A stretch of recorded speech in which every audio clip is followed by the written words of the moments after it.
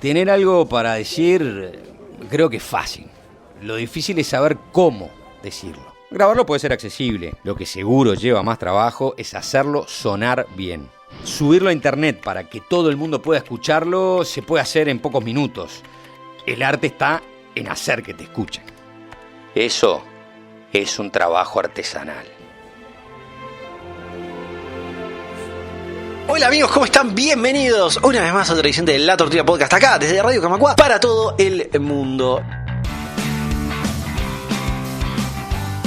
Sonora, Festival de Podcast. Llegamos al final del año, llegamos al final de una nueva temporada de Santas Listas. Un encuentro para ver podcast en vivo, charlar con podcasteros sobre el detrás de escena y conocer más sobre el arte de hacer escuchar. Todo esto y mucho más en esta nueva entrega de Así está el mundo. Sábado 4 de junio a las 18 horas en Sala Camacuá. Entrada gratuita. Reservala en sonorapodcast.uy o a través de Red Tickets. Bienvenidos de nuevo a un episodio más de Belleza Química. Organizan Tortulia Podcast, Radio Camacuá y Uicast. Muy buenos días, tardes, noches para todos. Bienvenidos a un nuevo episodio del podcast de Neurona Financiera. Apoyan AEBU, Evox, Custos Monitoring, Café Los Araucanos. Soy Soledad Machado y te doy la bienvenida a Todo un Tema. Pero esa historia será para el próximo episodio de Blitzkrieg Pop. Sonora, Festival de Podcast.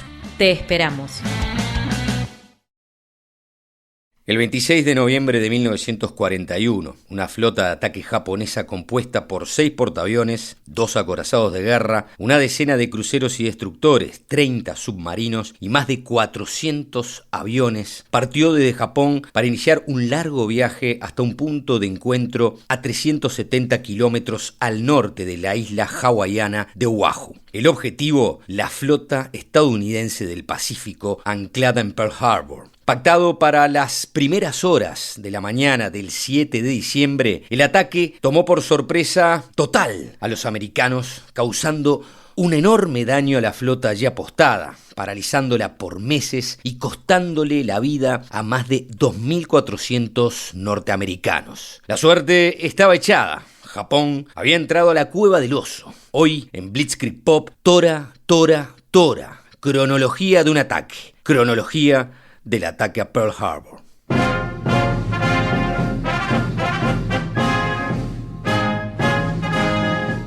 Esto es Blitzkrieg Pop, historias de la Segunda Guerra Mundial. Conducción, Juan Chuny.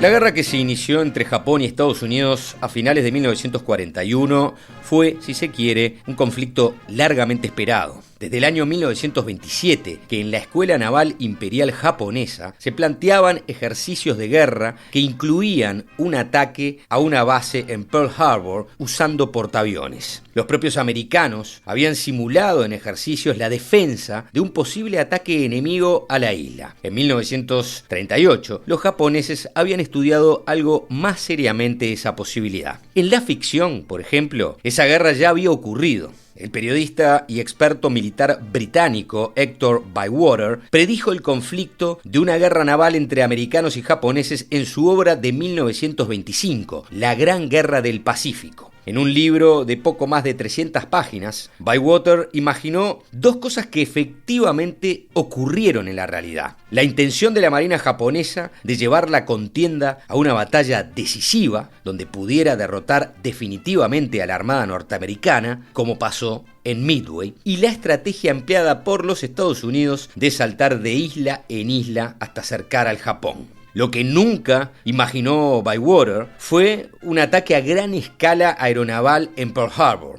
¿Por qué? Habría que especular, pero seguramente porque una empresa de tal magnitud era inconcebible no solo para el año 1925, también para el año 1941. Y de eso vamos a hablar, del gran riesgo que corrió la marina japonesa al transportar casi la totalidad de su flota a 4.800 kilómetros de distancia para golpear a la armada estadounidense en su propia casa. Pearl Harbor fue una aventura temeraria, un éxito desde el punto de vista militar, pero, y aunque suene contradictorio, un éxito con sabor amargo para quien lo planificó, una enorme duda para su gran estratega, el almirante Isoroku Yamamoto.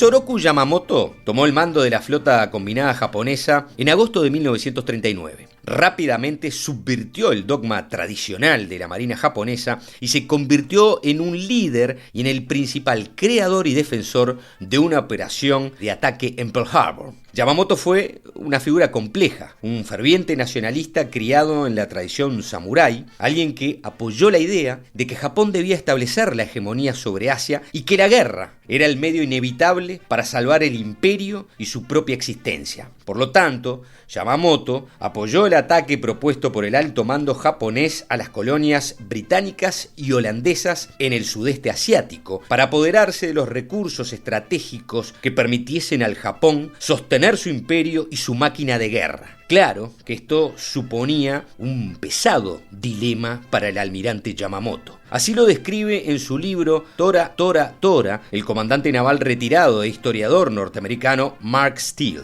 El dilema para Yamamoto era que él, como casi todos los estrategas japoneses, creía que iniciar una guerra con Gran Bretaña y los Países Bajos, apoderarse de sus posesiones en el lejano oriente, inevitablemente conduciría a una guerra con los Estados Unidos a la vez. Esta fatal suposición, probablemente incorrecta, llevó a Yamamoto a emplear sus instintos de audacia para encontrar una manera de hacerle frente a los Estados Unidos al comienzo de un conflicto. Eso último que señala Mark Steele no es otra cosa que la obsesión de Yamamoto por atacar Pearl Harbor. Obsesión que se aceleró cuando a mediados de 1940 el presidente Franklin Delano Roosevelt trasladó la flota del Pacífico estadounidense de San Diego en California a las islas hawaianas con la intención de desalentar un ataque japonés al sudeste asiático.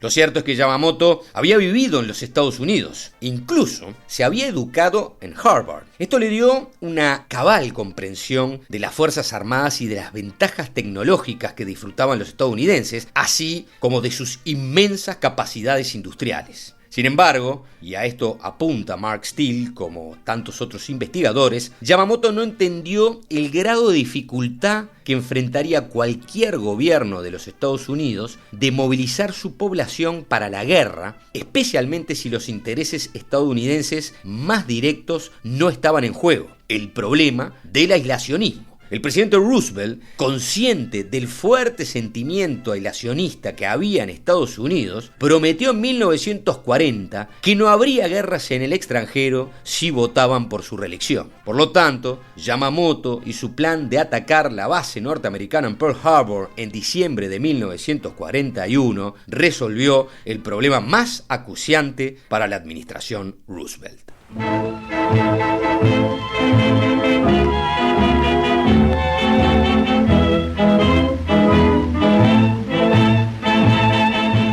Desde mediados de 1940, que el almirante Yamamoto empezó a concebir seriamente un ataque a Pearl Harbor en su cabeza. En enero de 1941 puso cartas en el asunto, literalmente. En una carta fechada el 7 de enero de 1941, Yamamoto ordenó al contraalmirante Takijiro Onishi que estudiara la propuesta. Esta carta fue seguida por una reunión entre Yamamoto y Onishi a fines de enero, donde Yamamoto le explicó su visión del ataque. Onishi era el jefe de personal de la 11ª Flota Aérea con base en tierra, pero era también un destacado experto táctico y un gran planificador. Como precisa el comandante naval retirado Mark Steele en su libro, en febrero de 1941, Onishi puso al comandante Genda Minoru en la planificación. A Genda, miembro de la plana mayor de la Primera División Aérea y el mejor piloto de la Armada Imperial, se le mostró la carta de Yamamoto. Su reacción inicial fue que la operación sería difícil, pero no imposible. Estuvo de acuerdo con Onishi en que el secreto total y la sorpresa eran un ingrediente esencial de la planificación. Ya en marzo, Onishi se reúne con Yamamoto para indicarle los 9 puntos esenciales del plan que Genda y él habían pergeñado, a saber, 1. La sorpresa era un requisito fundamental. 2. El principal objetivo del ataque debían ser los portaaviones norteamericanos de la flota del Pacífico. 3. El poder aéreo estadounidense en la isla de Oahu necesitaba ser destruido en tierra en lo posible. 4. Se necesitaba cada portaaviones japonés con suficiente alcance para ser empleado en la operación. 5. El ataque incluiría no solo el bombardeo con torpedos, sino también el bombardeo en picado y los bombardeos de altitud. 6. Se necesitaba una fuerte escolta de aviones caza. 7. El ataque se montaría temprano en la mañana. 8.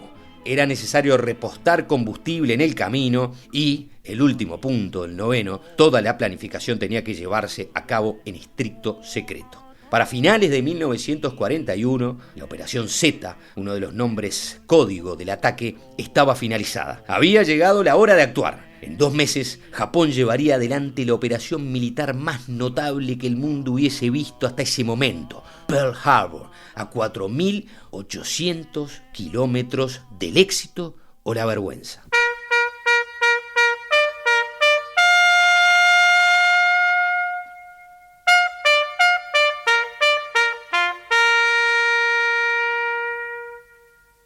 La primera flota aérea que atacaría Pearl Harbor quedaba bajo el comando del vicealmirante Chuichi Nagumo. Nagumo era un avezado marino de 54 años, pero su mayor experiencia era como torpedero y poco conocía de la guerra aérea que se estaba por librar. Conservador, poco intuitivo, se lo definió como un comandante de manual. Tuvo, sí, la inteligencia de delegar la parte aérea en su jefe de Estado Mayor y jefe de Estado de la primera flota aérea, el contraalmirante Kusaka. De todas maneras, la pieza clave del ataque a Pearl Harbor estaba en quien iba a liderar la primera oleada de aviones que atacaría la base. Ese no era otro que el capitán de fragata y piloto japonés perteneciente al servicio aéreo de la Armada Imperial Japonesa, Mitsuo Fuchida.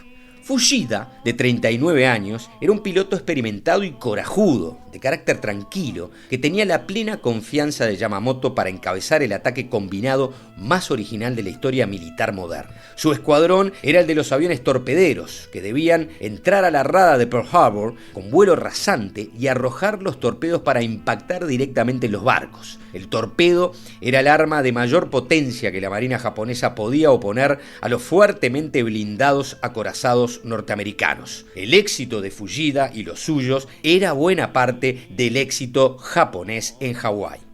Justamente uno de los problemas fundamentales del que debieron de ocuparse Yamamoto y su equipo fue el de los torpedos. La rada de Pearl Harbor era de aguas someras. Al lanzar un torpedo desde un avión en aguas poco profundas, el propio peso del torpedo al sumergirse lo harían estallar contra el fondo sin cumplir su objetivo. Los japoneses ya habían corroborado este problema en radas de similares características en Japón, inclusive con vuelos temerariamente rasantes al agua. Aún así el torpedo terminaba golpeando el fondo del fondeadero. Fue por eso que los ingenieros navales de la Armada tuvieron que idear y fabricar torpedos con armazones de madera en las hélices para evitar que se sumergieran en demasía al ser lanzados desde un avión. Con estas modificaciones, estos monstruos marinos de casi 6 metros de longitud, un peso de 835 kilos y una cabeza de combate de 205 kilos de TNT se mostraron implacables en Pearl Harbor.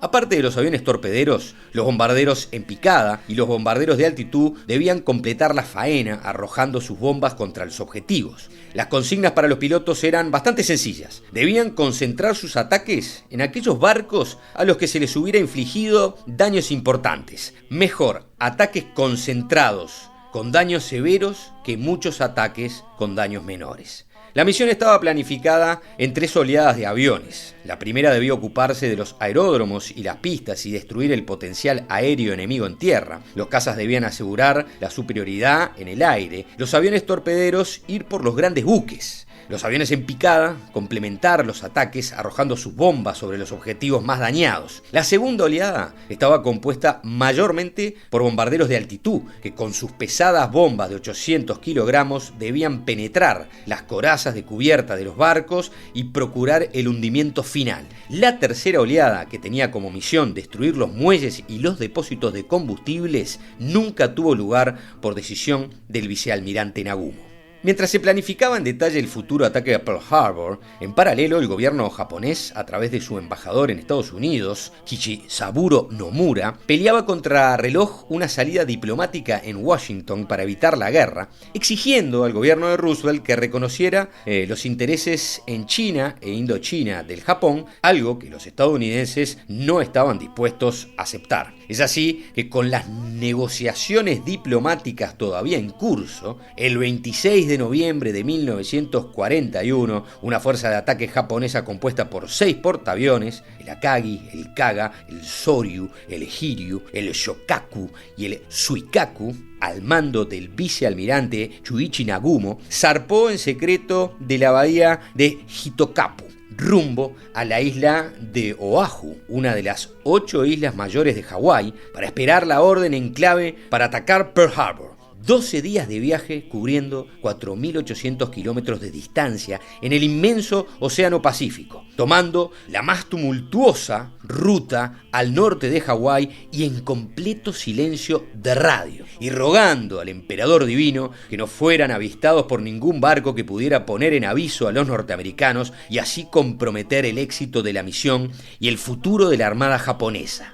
Así, el almirante Yamamoto ponía en juego su cabeza, llevando adelante un plan temerario que nunca dejó de estar cuestionado por el alto mando japonés. Ya en la mar y con el casi seguro fracaso de las negociaciones diplomáticas, la suerte estaba echada. El día 2 de diciembre fue que se recibió a bordo del buque insignia la fatídica señal de Yamamoto: Nitaka Yanta Nobore. Escalar el monte Nobore significaba que las negociaciones en Washington habían fracasado. Era hora de atacar Pearl Harbor.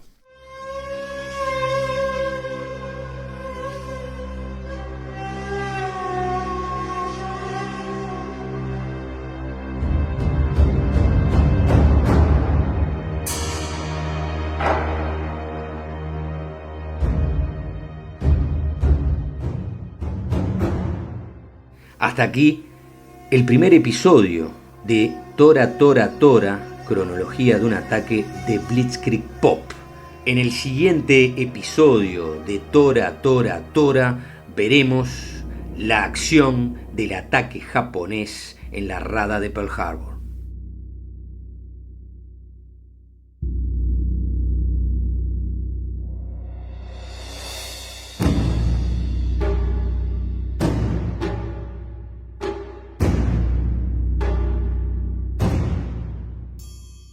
Esto fue Blitzkrieg Pop, historias de la Segunda Guerra Mundial.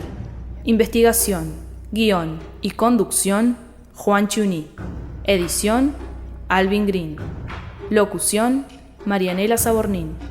Podés escuchar este podcast y todos los podcasts de Uicast en uicast.com. Blitzkrieg Pop es una producción de Juan Chuní y Uicast.